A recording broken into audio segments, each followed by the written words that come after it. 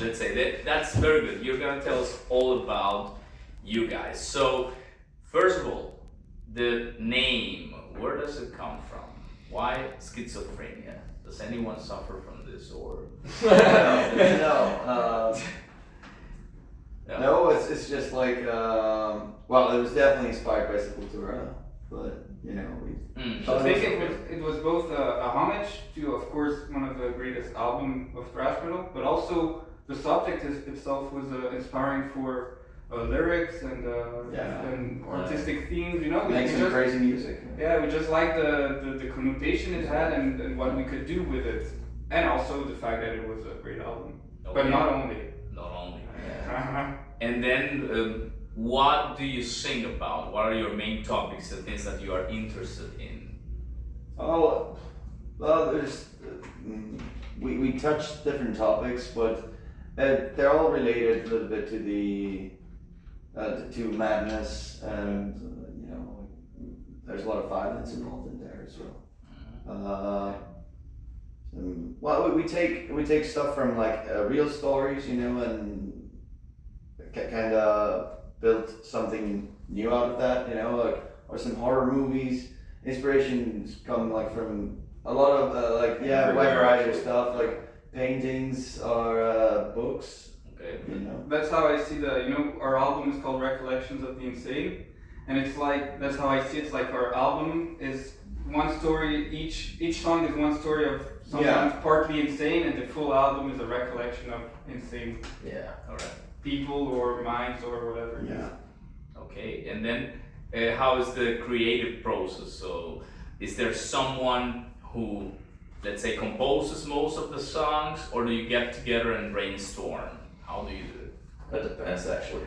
Like sometimes, Marty comes up with something, I come up with something. Sometimes even, everyone actually, and then we just like sit together when we have something cool or like concrete. So basically, the Marty and Romy as guitars, they compose riffs. Ricky also did sometimes, and then we will sometimes a couple of riffs that follow up, but mainly just riffs, at least for Recollections of the Insane. Then we would sit down as four, and we would play with the riff, put them there, and there, just to arrange. Feel them out. Yeah. Yeah, I mean the first drafts, of course, are like guitarists that bring on the riffs and everything, but the job of like composing like the whole song is a 4 people job. Yeah.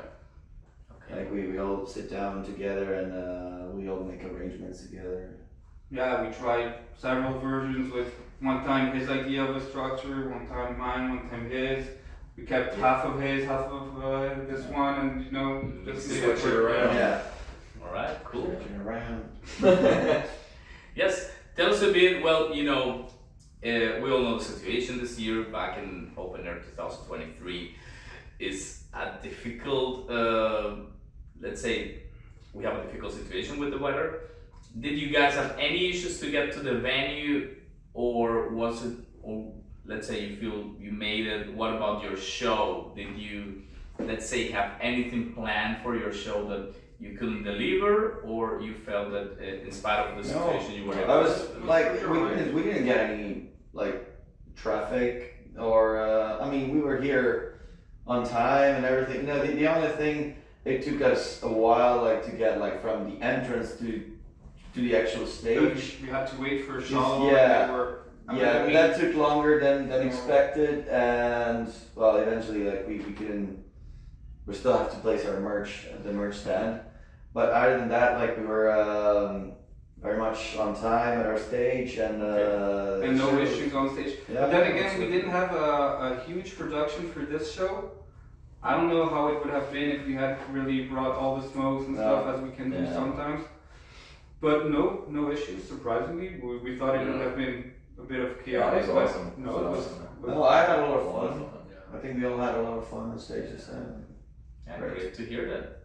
Yeah. And so, what are you guys up to in the next month? So, is there something new coming in terms of album, in terms of tour? What are your plans? So now, for a couple of years, we released every year something. And now 2023, we're touring on those releases.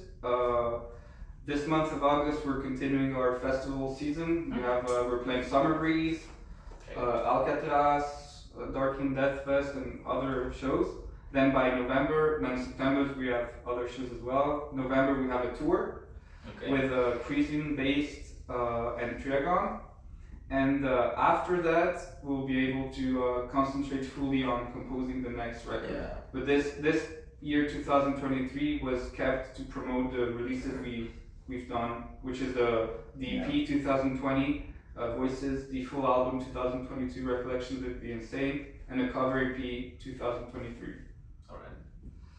And what are your, let's say, your main inspirations in terms of bands? So the ones that you all have in common that you really look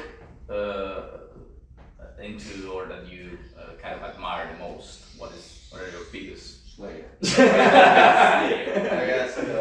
So people can expect a lot of, let's say, influence from Slayer, I think it's more something that inspires you, and then from there you. Yeah, it's more like that. I mean, we're trying not to copy. But I think our mindset is also changing a little bit, right? Yeah, We started that's it, with yeah. a really typical thrash metal EP, then a more death thrash album, and really we when we composed for those records, we had something in mind that we aimed, and which was inspired by bands. Maybe a bit less for Recollections. Yeah, a we're bit like less, very much yeah. open-minded, but what I meant is now that we're gonna compose a new album, we're more open-minded. We're looking more into having our own sound than Always going back aiming to the same something thing, that we're really now we want to express ourselves as the musicians we are, and not necessarily as a genre that we already love. No, you don't want to feel constrained by a label like this. Is Yeah, thrash, we don't really or want this any is boundaries, dead. like You want to more let it. Not that we're somehow? not that we're gonna change sound, but we wanna. Our aim, of course, is difficult, is to be able to say, okay, schizophrenia is schizophrenia, despite all the influences, and not that schizophrenia is it sounds very much like Slayer, or Yeah. Though it's cool, and we kind of did that up until now, but now we aim on being able to really have our own identity, musical identity. Nice, very good. That sounds great, of course, and I think people are looking forward to that and to hearing more from you guys. So, in terms of working together, do you all live in the same city, in the same place? Do you? How does it work nowadays? Because I think more and more bands, especially in Europe, people have the chance to live in a place and work with people from different places, home office, all Yeah, stuff. we all live pretty close to each other. Not maybe An not hour, the same an city. hour by car max. something like that. Yeah, like even less than an hour. So for you guys, it works then. Yeah. For Recollections, how we did is for the basic structure, we always met us four, maybe sometimes one couldn't join, but we always met us four. Then to finalize pre-production, as in the vocals, the drums, maybe some arrangements, that we would do at home by ourselves. Then we would meet up again. But the core of the songs was done all of us together. And then it was also during COVID that we composed during lockdowns. And then we would do our own details, our own instruments when the core of the song was done by internet. Yeah. Right? Yeah, That's how we did it. Yeah, and then you managed, that was a great job there, and I think that was a challenge for many bands in general, right, during COVID times. Yeah. We definitely had a lot of time. Shit ton of time. It had its difficulties because at one point we couldn't rehearse. The rehearse, by law we couldn't go to rehearsal. Get together as a band. So it had some difficulties, but of course it had a lot of advantages in terms of time. Yeah, find ways to go around it, Hopefully you didn't go insane during Barely. barely. You managed somehow. Yeah. Great. And now, final message you'd like to give to your fans, followers, and also future followers. Now that you, those that are watching Middleman TV now will know about you guys. Anything you'd like to tell the people out there? Well, first of all, to the ones that were here today, The survivors of Wacken. True warriors. Thank True you very warriors. fucking much. Because that was like, I mean, standing in the rain like that, I was, Mudfest. that was mud fest, Yeah, but we had a Yeah, great and time. also and, all the stress before knowing. Man. yeah, Yeah. absolutely. And to the new fans, like, just can't wait to meet them. And to those who couldn't access Wacken, well, we're really Oh, well, sorry. we'll get there at some point, wherever you are. Yes. And thank you for the interview. Thanks.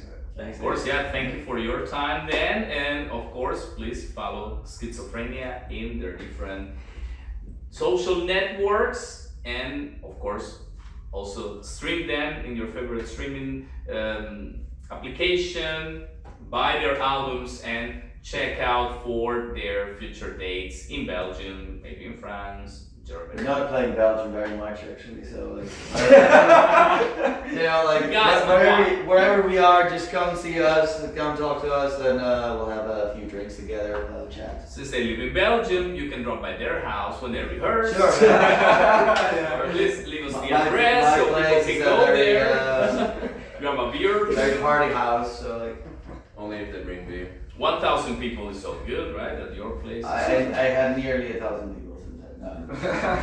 Perfect. Nice. All right. Then thank you so much, Thank you. Thanks, dude. and Thank you. see you around for more metal from Metal Mat TV. See you guys. All right. Thank you so much. Thanks, dude. No problem. Thank you. And then.